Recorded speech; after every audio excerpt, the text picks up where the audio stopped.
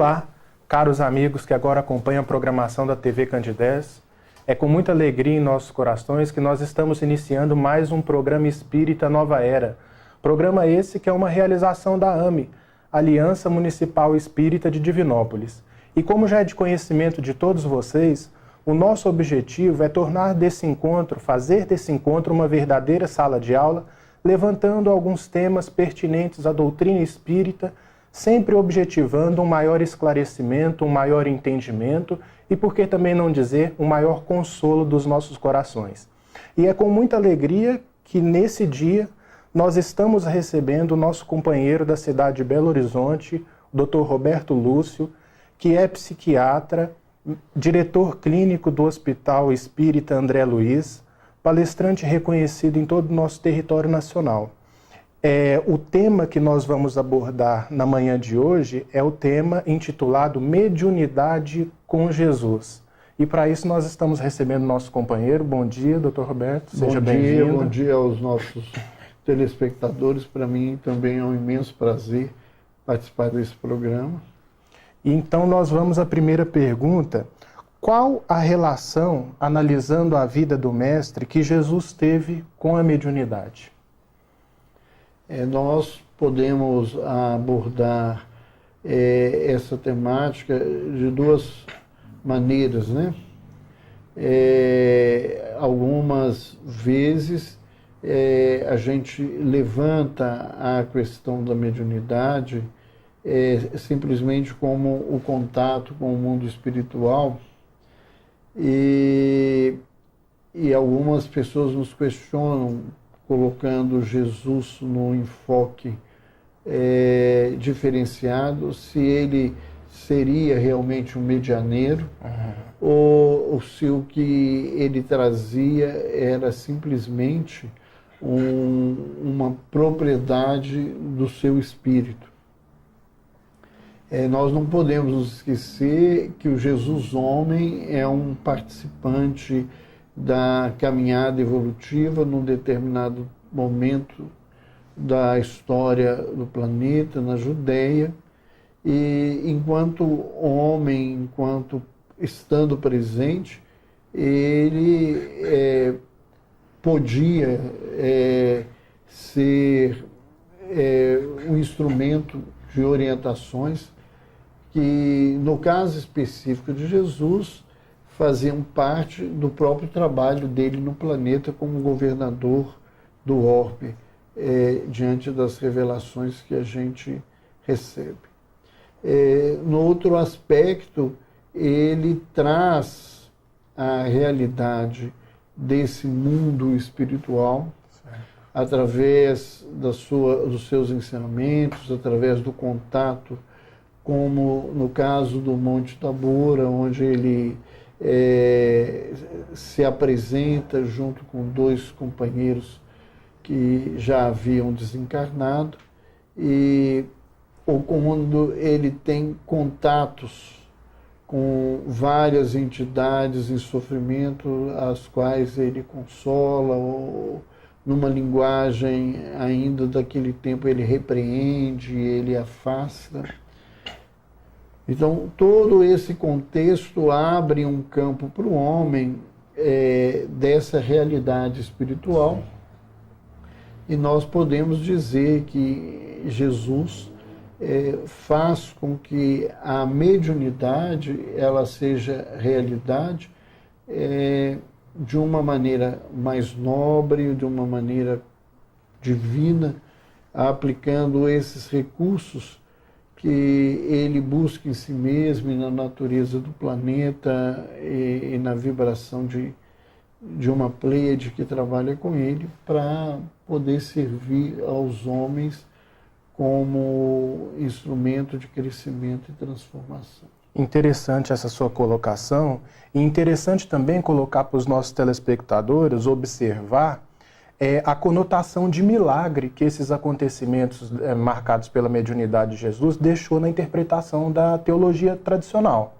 Mas esses feitos de Jesus não tem nada de miraculoso ou de sobrenatural, não é isso? Nós entendemos A doutrina espírita nos explica, o livro A Gênese, que faz parte da codificação do Espiritismo, ele nos mostra com clareza que aquilo que os homens entendem como milagres são feitos dentro de uma característica que muitas vezes a nossa ignorância ainda não consegue compreender e que não tem, na verdade, esse contexto de desrespeito à lei. Quando se fala em milagre, você estaria falando de algo onde a lei divina foi desrespeitada. Sim. E isso, se Deus tivesse que mudar a sua lei agora ou em qualquer outro momento, ele perderia a característica divina. A lei é eterna, é imutável. Nós podemos não entender, como nós ainda não entendemos muitos dos fenômenos que acontecem ao redor da nossa vida, e à medida que se estuda, que se aprimora, que se conhece um pouco mais, tanto da ciência quanto dos aspectos da revelação, nós vamos vendo que esses fenômenos têm a ver com uma energia transcendente, com uma dimensão diferenciada da vida, e o homem vai adquirindo aos poucos esse aprendizado, porque também, se tudo viesse de uma só vez, a imaturidade da criatura não conseguiria conviver. À época a gente não tinha estrutura intelectiva para perceber com exatidão aqueles fenômenos, né? E nós diríamos que talvez ainda hoje nós temos interpretações para tirar isso de um caráter miraculoso, mas nós não temos a certeza que essas nossas explicações, as nossas, né? Não estou falando que a espiritualidade não tenha essa observação da verdade um dia para todos nós. Mas aquilo que a gente consegue explicar é aquilo que a gente tem hoje de aprendizado dentro do espiritismo e dentro da ciência. Para você que agora ligou o seu televisor ou então está mudando de canal, a nossa TV Candidez de hoje está apresentando o programa Espírita Nova Era. E o tema da manhã de hoje é Mediunidade com Jesus. E quem está conversando conosco é o nosso amigo e irmão Roberto Lúcio.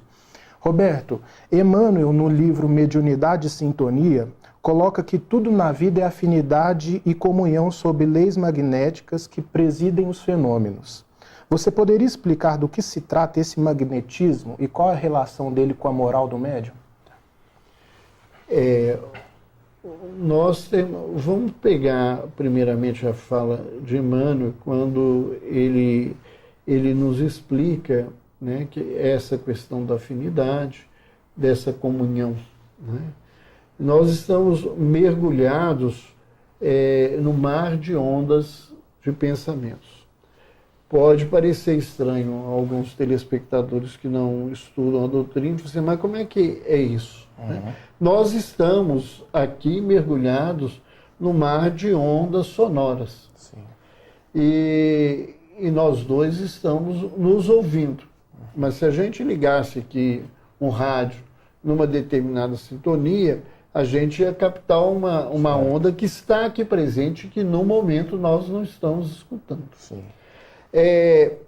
E da mesma forma, nós estamos mergulhados numa onda de pensamentos que vem de todos os campos. E da mesma forma que alguém movimenta o dial do rádio e ele coloca numa determinada frequência, as nossas afinidades morais, as nossas propostas intelectuais, a nossa vivência, os nossos interesses, faz com que a gente se vincule a determinadas ondas. Então, essas ondas, elas,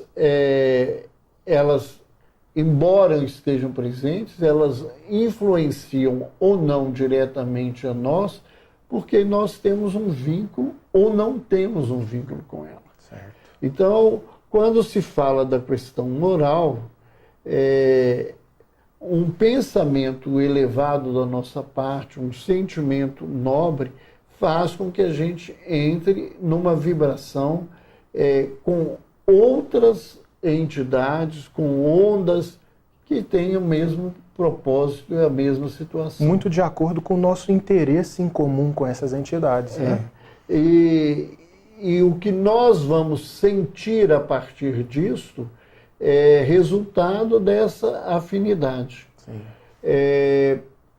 Hoje, há alguns experimentos que já foram feitos no mundo que mostram que quando eu tenho um pensamento positivo, ou quando eu faço um ato de caridade, eu faço alguma coisa que ajuda, eu mudo as ondas eletroquímicas do cérebro, provocando uma sensação de bem-estar.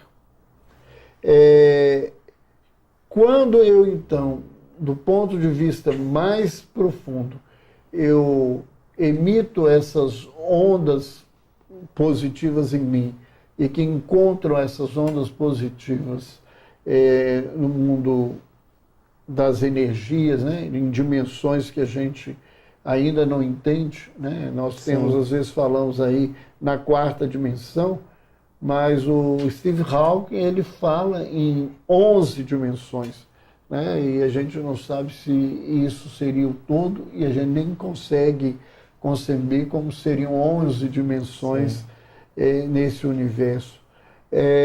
Mas quando a gente entra nesse aspecto, a somatória da minha energia com a energia que eu apreendo por afinidade, ela vai aprimorar a minha sensação de bem-estar.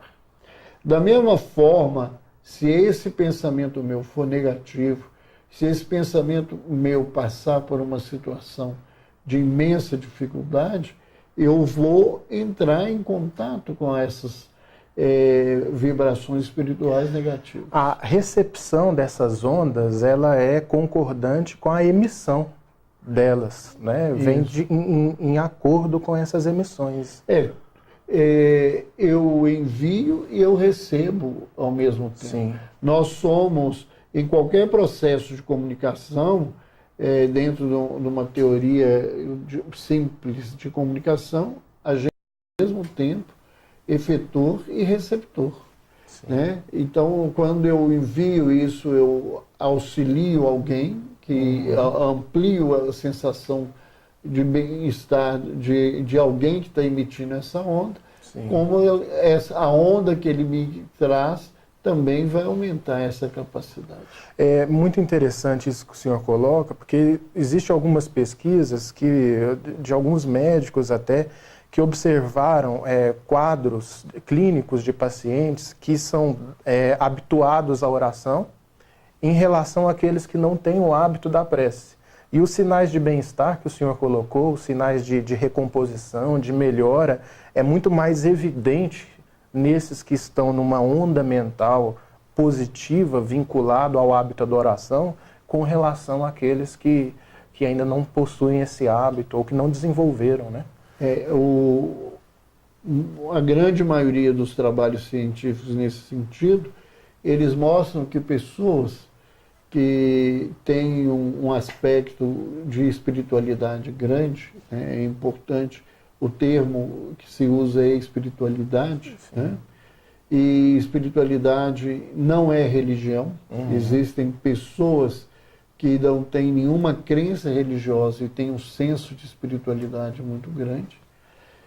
Essas pessoas, quando elas adoecem menos que a grande maioria das pessoas, que não têm uma prática de espiritualidade, elas, quando adoecem, elas se recuperam mais rápido do que as pessoas que não têm essa situação, e elas têm uma qualidade de vida e um tempo de vida maior do que as pessoas que não têm nenhum tipo de crença de religião. Muito interessante. A influência moral do médium, você acaba de colocar que é determinante. Agora, qual a importância do estudo no exercício da mediunidade com Jesus? Olha, a gente a mediunidade, nesse contexto de entrelaçamento, né, ela é uma sensibilidade que facilita esse entrelaçamento, o estudo, né, o aprendizado de como esse mecanismo pode se dar e o que você pode fazer para auxiliar esse mecanismo, ele certamente vai fazer com que essa mediunidade caminhe ou não com essa expressão que a gente usa muito e talvez as pessoas que são telespectadores e não conhecem a doutrina. Sim. O que é mediunidade com Jesus, né? Mediunidade com Jesus, dentro daquilo que eu consigo conceber, de tudo que eu estudei, é uma mediunidade onde as bases do amor são o princípio que rege esse encontro. Onde a mediunidade ela é exercida para auxílio, para o bem geral daqueles que participam da situação. Então, nós temos a mediunidade, ela não é uma propriedade da doutrina espírita, né? A mediunidade, ela está presente nos homens, né, em geral, na humanidade, e ela é uma faculdade orgânica, e a faculdade orgânica ela é mais aprimorada em algumas criaturas do que as outras, e esse aprimoramento ele faz com que este canal ele seja mais efetivo ou não. Quando a gente fala em faculdade orgânica, primeiro, uma coisa que as pessoas perguntam é assim, mas em que lugar do organismo que ela acontece? Essa é uma busca. Sim. E até hoje, no momento, nós temos várias pesquisas levantando buscando essa resposta, e a gente não tem uma resposta pronta. Eu acho que é uma resposta difícil. Uhum. Por quê? Não é porque é algo miraculoso, é porque o cérebro, ele, embora eu brinco que a gente tem síndrome de açougueiro, a gente fica esquartejando as coisas, né?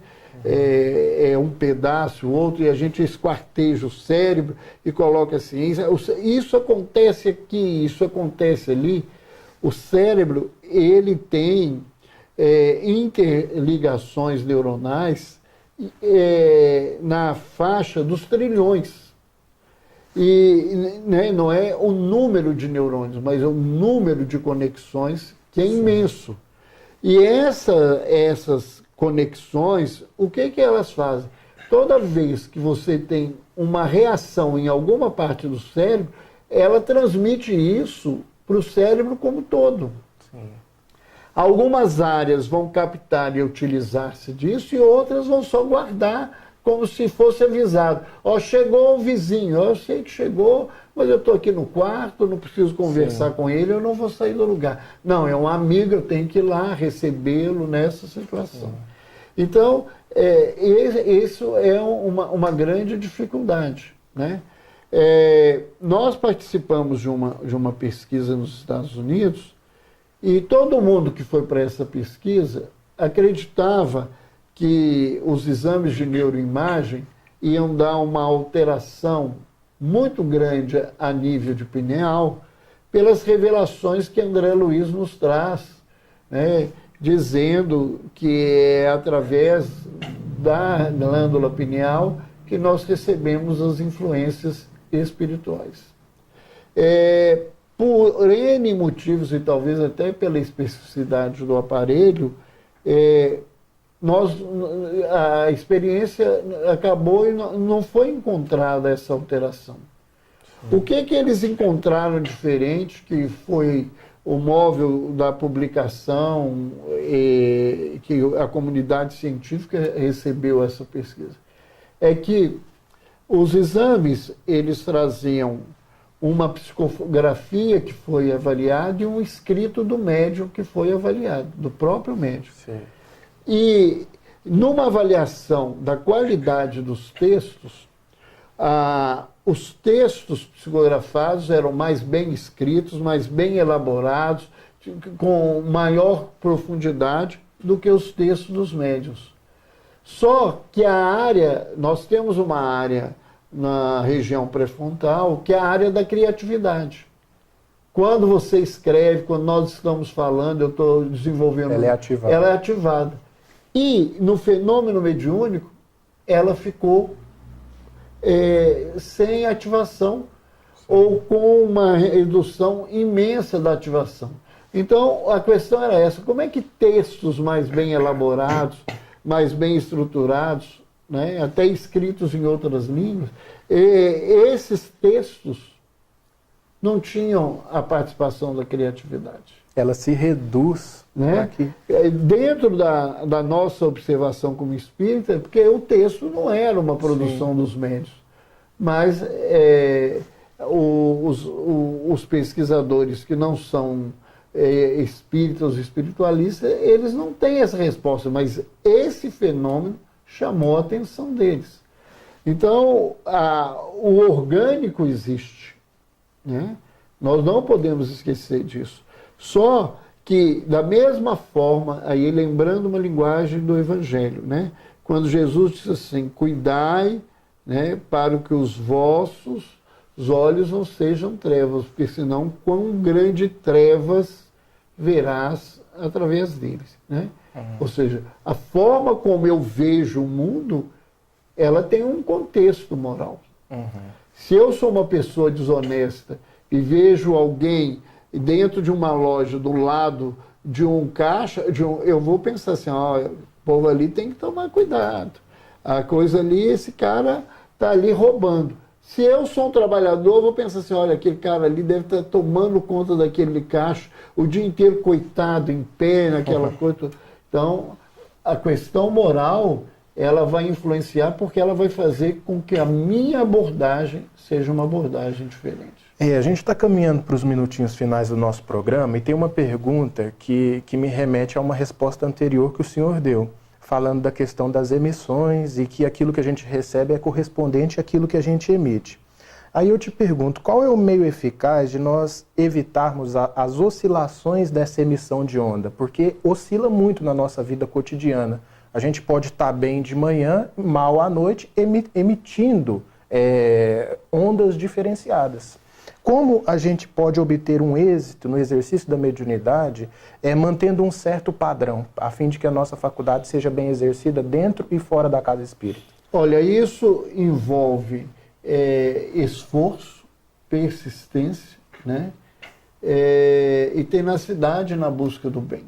Sim.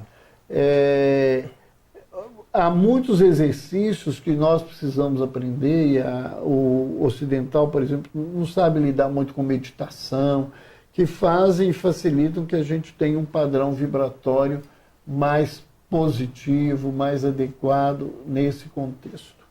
E eu acredito que há exercícios que a gente pode fazer, mas a leitura edificante, a oração em si, o trabalho no bem, estar vigilante, né? A gente precisa vigiar para evitar que essas...